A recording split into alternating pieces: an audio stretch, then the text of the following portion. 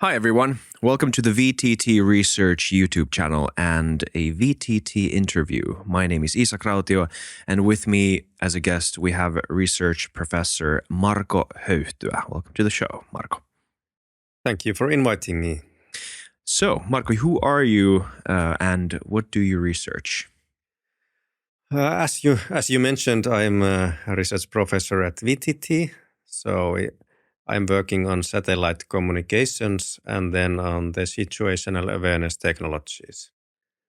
So basically working on space technology topics and trying to find out how they can help our life here on Earth. So, satellites are a big part of your research scope. What are satellites? Yeah, so satellites are those man-made objects that are built and launched to space to do or perform a certain mission, to provide connectivity for airplanes or positioning information to our phones, to enable Google Maps or Earth observation services to let's say, support forest inventory and forest technologies, finding illegal cuts or detecting forest fires, for example. And satellites probably don't work alone. They need some sort of machinery and infrastructure here on Earth for them to be able to work. What kinds of machines do satellites need for them to work that are built here on Earth, and how do they interact? What is that technology all about? Right. So satellite itself, it includes the payload or the purpose for the satellite that is called payload. So it can be connectivity, radio or some kind of camera or sensor that is on board. And then the whole other satellite is built to support that payload. And then there is a connection or telemetry connection between the satellite and the ground station or telemetry station, and you can use that to get the status of the satellite, how it's functioning, whether the temperature is fine for all the subsystems in the satellite, and is it oriented towards the right target, or do you need to command it to do something else, and so on. And this connection between the satellite and the ground station, it's called telemetry link. And you are using kind of very big parabolic dishes on Earth. So sending high powerful signals or receiving with very high antenna gain the weak signals coming from the satellite, so that the two-way communication is possible, and all the control and status information flows as needed. Right. So that's why you see these antennas. They're quite small in the satellites, I assume, but then on Earth, in the ground stations, they're massive, or they can be absolutely huge. Yes. Okay. Yes, they can be like tens of meters in the diameter, the ground stations. And especially this telemetry link that is needed for this kind of control information, it assumes that in the satellite you have a small antenna that is omnidirectional, so it can receive information from any direction. So even if the attitude control is not working properly in the satellite, and it can the antenna is positioned to any direction, it can still receive that kind of telemetry information. You mentioned that the satellite can be in a wrong position. It can be pointed in the wrong direction. How do you make sure that the satellite isn't in a wrong position? And is there a way to move the satellite in space? Yeah, so there are two different ways to move. Another one is like using physically the propulsion system or thrusters in the satellite, that you can change even the orbital height of the satellite and make some kind of maneuvering to correct the position in the orbit. But then it's called attitude control system, that is then how to rotate around the axis of the satellite itself, so that it points to the right direction. So there can be like the gyroscopes inside the satellite that make it possible to steer around those axes, the satellite, so that, for example, the camera points exactly to the right direction. And then there are other sensors that are used, for example, to detect the stars and sun, and using that information to orient the position in this space. Okay. Now, you mentioned a few real world applications that satellites are used in your intro.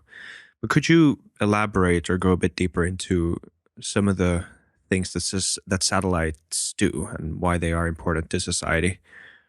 Some of I mean, I guess everything from like the nice to haves that consumers use to must haves. Right. So most probably everyone is using currently some applications that require position information, and that, like Google Maps, for example, when you try to find the place to have a lunch or something else. And this positioning and navigation information is provided by navigation satellites that are like GPS, Galileo from European counterpart, or Beidou coming from China. And those mobile phones currently, they can use signals from multiple those different kind of systems. So even though GPS is used as a name, there are indeed other things as well. But those systems, they provide also very accurate timing information for energy networks, energy distribution networks. So our electricity system is based on those timing signals. So they are required for those critical infrastructures that are run in this society. Also, telecommunication networks like mobile 5G networks, they also are using those reference timing signals from space as well. So a lot of that kind of information. Then regarding the weather services or monitoring how the climate change is happening around the world, that kind of large scale information and monitoring is done by the satellites. And of course, then big political decisions are also often made by using those informations. Very, let's say, small scale information that might be of interest during the summertime is that you can use the satellites also to monitor the blue-green algae situation, and then you can select your swimming spot using that data coming from the satellites. It's definitely a must have. Great. Okay. So the same satellite technology infrastructure has different applications. In this example, it's GPS. So there are many nice to haves that we have with GPS, but it's also very, very, very essential for a lot of critical societal functions. Yeah. Yes. So we would be in trouble if we didn't have GPS about this point. We are very reliant on these systems as societies, modern societies. That's correct. We are using those technologies a lot, and of course there are also some redundant technologies that are all the time developed. And even though I am a space technology researcher and developer, I also believe that we should not have the case where we purely rely only on those space technologies, because everything is vulnerable, and it is good to have also other technological means to provide your services and keep things functioning. Are we in a situation like that right now, though? Because you mentioned GPS signals being essential for how we organize our electricity or energy production. I assume you meant, or is it the electrical grid that needs the GPS signal? Either one, whichever one it is essential for that. So, are we even right now in a situation where we are reliant only on this type of satellite technology? Well, as mentioned, the good thing is that there are a number of those systems. So even if one is not functioning, you can use other systems as well. And there are also There are capabilities also in terrestrial systems, and they are built into the network so that they will be as reliable as possible. And also, like new satellite communication systems, they are now studied also how they can provide the PNT signals. So even in case all those other GPS type of systems would malfunction, there would be additional space-based capabilities that could take over and then the terrestrial ones. But of course, it would be really bad right now if GPS would be gone. It would be good. I have to ask, what is PNT signal? Okay, PNT is positioning, navigation, and timing. So it's the general term for systems like GPS. Okay. And there are also, you wrote this report about how satellites have been used in the war in Ukraine, which was quite an interesting report to read. Can you elaborate a bit on what you found? Okay, so this was the report that was done to analyze it was done together with the Center of Excellence for Hybrid Threats, or Hybrid COE organization, and the idea was to find that what space capabilities are used, how, to which they impact during the war, and of course then these hybrid threat related things, how they affect and how they are used to counter different kind of threats during the war. And it can be said that during the Russia-Ukrainian war, the space capabilities have been used more than in any other conflict in the human history. And also the role of commercial systems have been bigger than ever. For example, due to Starlink and how it has been utilized from the beginning. How has it been utilized? Well, just before the Russia invaded, they did a cyber attack to Viasat KA-SAT satellite system via its ground infrastructure. And so the service was down, not only in Ukraine, but actually also in quite large parts of Europe. And then they also did attacks to the terrestrial mobile network. So there was a period where there was not too much connections available to communicate inside Ukraine. And of course, it helped also the attacker to do their stuff. And due to that situation, Ukrainians asked help and directly even from Musk as well, Elon Musk, who is running the Starlink or SpaceX company that provides Starlink system. And then they started providing the first terminals that can be used for accessing the internet services and other services. And by the September 22, there were already 23,000 Starlink terminals in Ukraine that were used both by military and civilian people. So from military point of view, they were used for supporting the artillery barrages, so for the firing units, providing command and control information. Then they have been used for operating drones and other communication between troops in the battlefield, but also civilian people that have then used for conventional calls and internet connections and being able to connect with each other and also to, let's say, get reliable information from the situations happening around. And there's also been a Finnish satellite company that has deployed a satellite into Ukrainian airspace. I assume it's not Ukrainian airspace; it's in space, but to be used in the Ukraine war. Can you tell us a bit more about that? So we have a company in Finland called IceEye that is building synthetic aperture radar satellites. So they are providing radar-based imaging that works in all weather conditions, also when it's dark. So it's the radio signal that is used to gather information from the ground.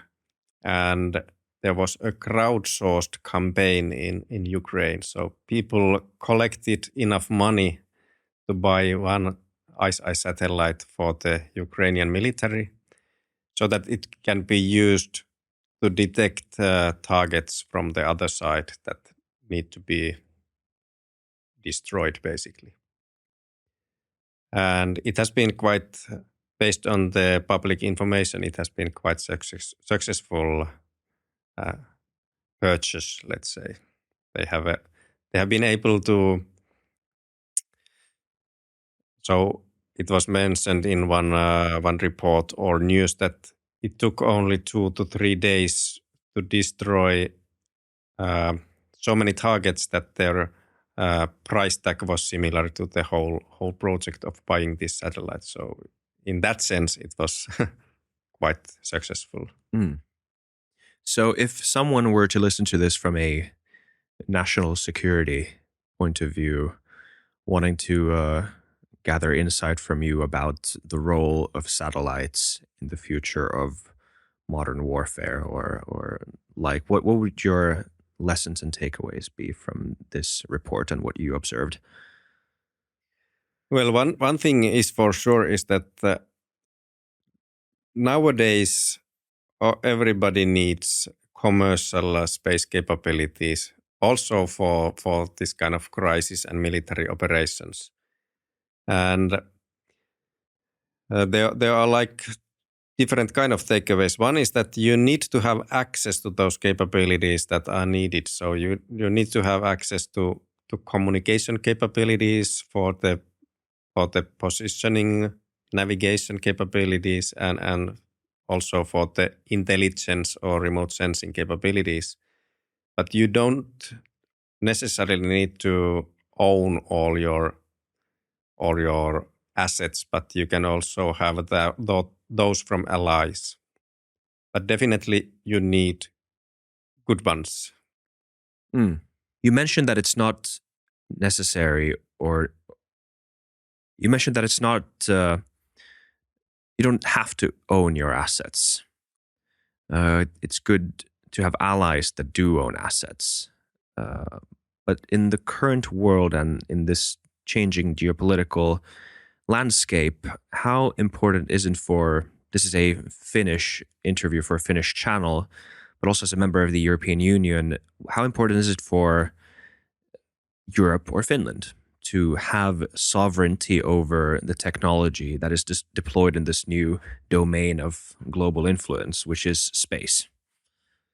Yeah, definitely. Definitely, it's still important to have this certain level of sovereignty, and over the Europe. So among the Europeans, we need to combine our strengths and assets, and as a whole Europe, then to have capabilities to provide all the required services, so that we can rely on having those capabilities when we need them, also during the crisis, and no one is prioritizing their own needs and not supporting our needs.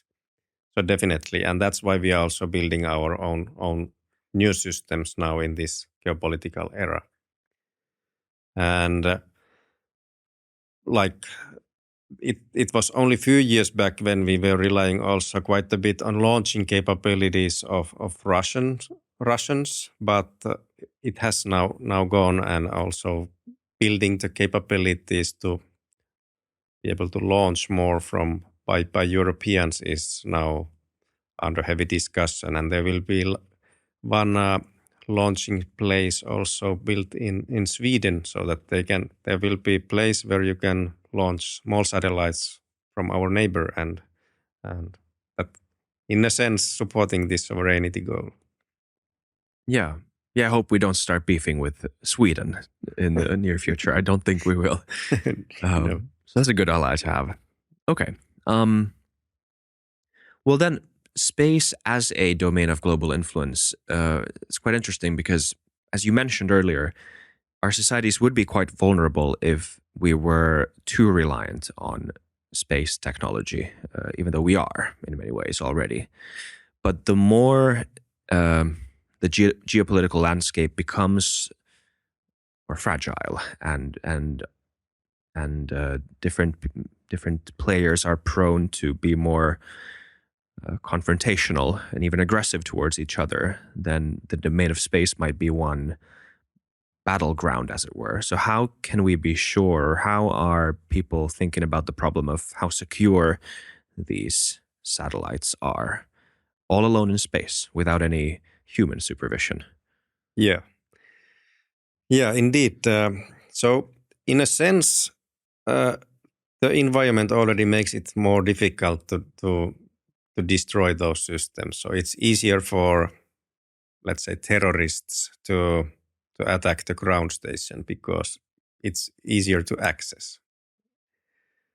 But so in space, there have been all demonstrations shown by those big players like China, Russia, and US that they have destroyed with anti-satellite tests or missiles their own satellites and showing that it is possible.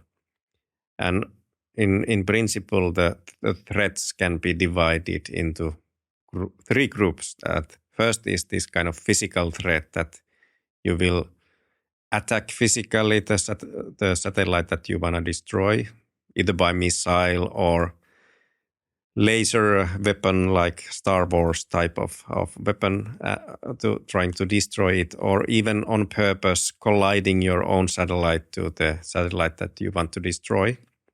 So this is the first physical attack. Do we actually have space lasers? Yes, we have. Yes, we have. Where do they keep the space lasers? So you can have it in a satellite. So you can lasers in space are mostly used for friendly purposes. Like lasers provide very energy efficient communication between two satellites. They just need to be very finely pointed towards each other over the long distance, but it is more energy efficient than using the radio signals over the vacuum in there. But yeah, that's physical attack. Physical then attacks. The cyber attack via the ground stations, and then jamming or interfering the signal so that you cannot receive what you would like to receive. So those are the ways to do. And this physical attack is still like the final frontier of the space war, because then if you destroy something, you create also debris in space, and it can endanger your own satellites and services that are around the same orbital height. So that's why it has not been really actively sought as a way to operate in this environment. Also, it seems like quite an aggressive move to make, which would be a bad PR move, maybe in some circumstances.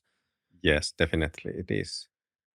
Okay. But then cyber attacks, you mentioned those have already been done. The Viasat attack, that was one example of it. So that is already something that is in play, as it were.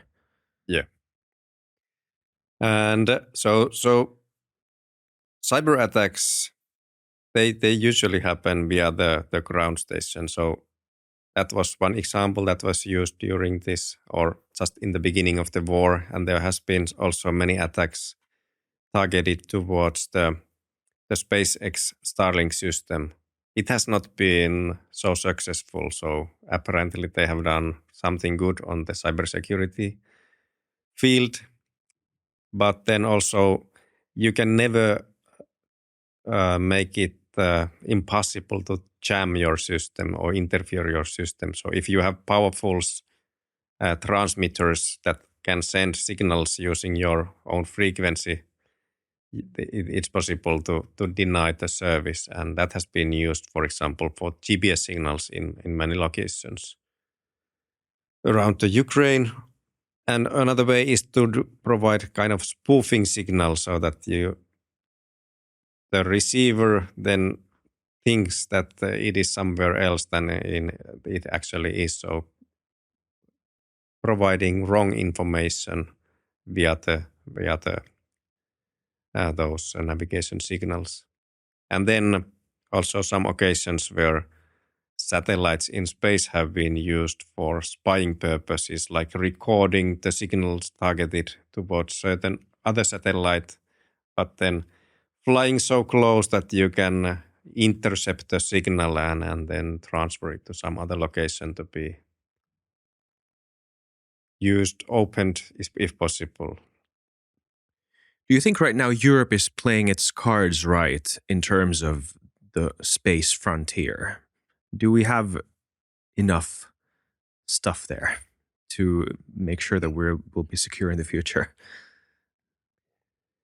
Well, it's in general the aim is correct. So we try to have our own sovereignty and capabilities, and we are building our own iris square system, so kind of multi-layer constellation to provide services for critical and governmental users, and we have those positioning navigation capabilities as well as Earth observation systems.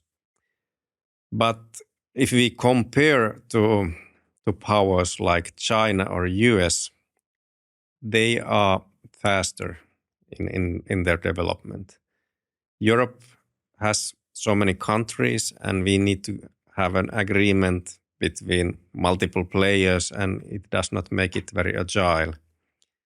Also, some of the development, for example, related to this iris square, has not been very transparent, so it is not so easy for, let's say, new innovative players to come into this space field, but it seems like rather the old strong players are playing their part well from their point of view, but I would say that we are not playing as well as some of our competitors, but we are going to the right direction. Yeah. Since the golden age of institutions like NASA and their slow but steady, maybe downfall is the right answer, but I don't know if that's accurate because NASA is still very relevant to this day, absolutely. But as a contrast, maybe many private companies have emerged, especially in the US. Maybe the most famous ones are American right now, SpaceX, Virgin, and many other ones as well. Is this same trend applicable, or do we see the same trend also in the satellite industry? Yeah, definitely. Definitely we are seeing, and that's this kind of new space era has also transformed the Finnish landscape. So we are now building our satellites, and we have some 20 satellites in space. So ICEYE and Kuva Space Company are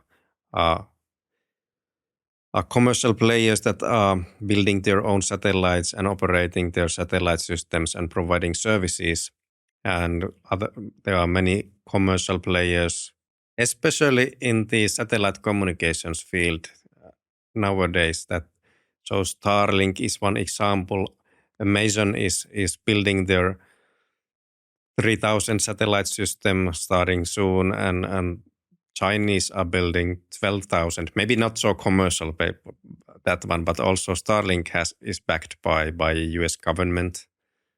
Then we have OneWeb system that is also already operational in Finland and so on. So many kind of very big constellations. So number of satellites in space is basically exploding right now, and still the role of those space agencies remain very key ingredient in, especially from the sovereignty point of view, where you can build up your own competencies and technologies in your area. What about Finland? We mentioned ICEYE earlier, but are there any other interesting companies that you're looking at? So from those satellite point of view, this Kuva Space is one example. Also started as a spin-off from Aalto University, from their space lab. So they are building a constellation of 100 satellites. It's the hyperspectral imaging technology used to, let's say, gather information about materials and being able to distinguish between different species and materials also from far away. And many other companies that are building their satellite services, softwares, components for the system. So there are tens of companies also in Finland that are providing their competencies to the field. For example, Huld is building kind of controlling software for many high-end satellites also for the space science. So building the, let's say, brain of the satellite, the controlling software in the computer that runs the other systems and so on. Interesting. Now, you mentioned that the number of satellites in space is growing, and a few of them are not functional anymore. Some of them have been exploded with missiles. So there's a lot of stuff out there in space, just rolling around the Earth. Is this starting to be an issue? Or, I mean, I know space is big, but is this starting to be an issue that there's so much stuff out there? Definitely. So there has been like 15, to provide many numbers for you. So there have been like 15,000 satellites have been launched to space in total. 10,000 of those satellites are still up there, and 8,500 are functional. So there are some number of dead satellites and also parts of those dead satellites, as mentioned. Some of them have been exploded even. And in total, this space debris that is like man-made objects orbiting around the Earth is pretty high, so that, and it's all the time growing. And it's possible to track objects that are having diameter more than 10 centimeters. And those objects are in numbers like 34,000 around. And then objects that are between 1 centimeter and 10 centimeter, they are statistically estimated that there are around 1 million of those. And all those debris they have very high velocity. So it's orbiting in its low Earth orbit, so around, let's say, 500 kilometers from Earth. It's orbiting more than 7 kilometers per second. So the speed is like 10 times of bullet shot from the rifle. So when it hits something, it is not good. It makes a mark. Yeah. Wow. Yeah. So that is a problem. Yeah. When something like that, even though it's small, hits something that you built and want to work, it might do some damage. I assume these satellites have some sort of that they're quite sturdy, but still. Yeah, and well, some are sturdy, some are not so sturdy, but very small hits can be tolerated in many systems, so that there will be many marks that you can see, but especially if bigger impact happens, it can be totally destroyed. And also there are like space stations where you have humans on board, so of course you need to take care of their safety. And in International Space Station, or ISS, they need to do some kind of collision avoidance maneuvers every year a few times when the estimated collision probability is high enough, so that they, of course, better be safe. Yeah. What can be done about this space junk? Do we just have to live with all of these millions of pieces flying around, or is there a way to clean space up? Yeah, it is definitely a question that how to do it cost efficiently. There have been some means proposed and even demonstrated. But the first thing, of course, is that we need to be able to detect where the debris is. That, well, if providing even further step, the most important thing is to try to make it possible that we don't create any more debris there. And then the next step is that we need to be able to detect where the debris is very accurately. So using the ground-based systems and observatories, but also building capabilities in space where you are closer to those objects and you can have a good situational awareness picture of the what is happening there. So after knowing where the debris is, then you can do something about it. Of course, to do those collision avoidance maneuvers, but there are some projects where the collection of debris and trying to get it away from the space is done. When in general, when the debris or satellites are close to Earth, they will come down over a certain period of time, and then they will burn in the atmosphere, so there won't be anything available anymore. And one approach for this debris is that you impact a little bit to the debris so that it comes faster down. And there I have been also proposals to use those lasers, that maybe with the lasers you can make a little tap to the debris so that it will, for example, come few months faster down. Anytime you get to use space lasers, why not, huh? Yeah, of course. And then there are also, so in general, the approach or the difficulty is that it is so high velocity object. So you cannot just get your baseball glove and catch even the small thing there, but you need your debris collection device to fly to same direction approximately with the same speed, so that relatively they are not so fast and you can really grab the object. And that takes some planning and resources to do. So one demonstration project from European Space Agency, or ESA, is where they are launching a space cleaning robot to the space, and then it will go next to the debris to catch, and then it warmly takes the debris in the robot arms, and then they both go to the atmosphere and burn.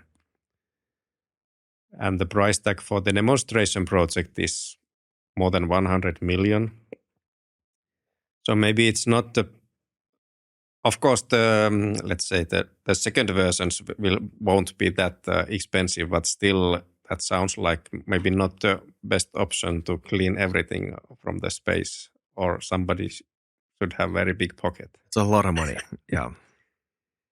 Then there are also like approaches where you could use kind of fishing nets type of approach, where you will fly formation of small satellites that are then they grab with the net the debris, and they can collect maybe some amount of debris to the net before doing the same thing.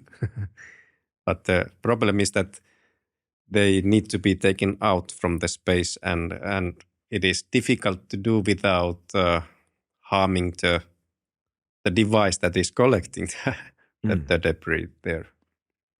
So maybe this tapping with laser or what different type of approaches, they need to be combined somehow, and plenty of space for good innovations there. So Yeah. if you have good ideas, you might want to consider this area. I definitely don't have any ideas about how to do this, but it sounds like a lot of people do have ideas, but they're still in a demo phase. So we're going to have to deal with a pretty cluttered space for quite some time still, you think? Yes. Yeah. That's the case. And the higher the debris is, the longer it's going to stay in space. There are like some estimates that if you launch that kind of small satellite to space, in 500 kilometers, it can stay 10 years if you don't impact at all. If you put it to 400 kilometers, it's 1 year. 300 kilometers, it's 1 month. But if you go higher, it is all the time longer period.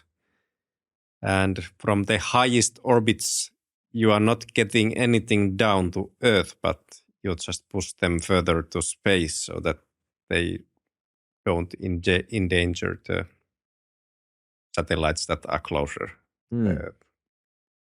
Interesting. Final question, Marko. What interests you the most or excites you the most about some potential future technologies in the satellite industry? Yeah, so the thing that we are also actively working is that we would like to have direct connections from small devices like our smartphones and the satellites. So direct connections without any additional equipment needed, so that you could have calls, internet connections, and everything with your regular smartphone that you get directly from the shop. And that making that possible is really something that looks like a game changer for critical users like public safety persons operating in forest fires or military and so on. And of course, personally, I would like to be able to use that. Of course. So basically like a mobile phone, cell phone, smartphone that never loses reception, essentially. Yes. Okay. That definitely sounds like a great idea. Whether it's if you don't have any terrestrial connection, so if you are far in Lapland or in the ocean or for some reason it's destroyed and still you can have it connection everywhere. But this sounds like something that could be much more achievable in the coming years versus collecting space junk. Definitely so. Definitely so. Are there- Even the small first demonstrations have been done this year, so showing that it is possible to have 5G connection from space, and hopefully it will be like really case for millions of subscribers in few years. Great. Let's hope so. Thank you very much, Marko Höyhtyä, for this interview. This was very fascinating. Thank you, Isaac. Thank you very much. And thank you, everyone who listened to and watched this interview. I hope you liked it. Please subscribe for more content, perhaps like this, more in the future. Who knows? But until then, see ya.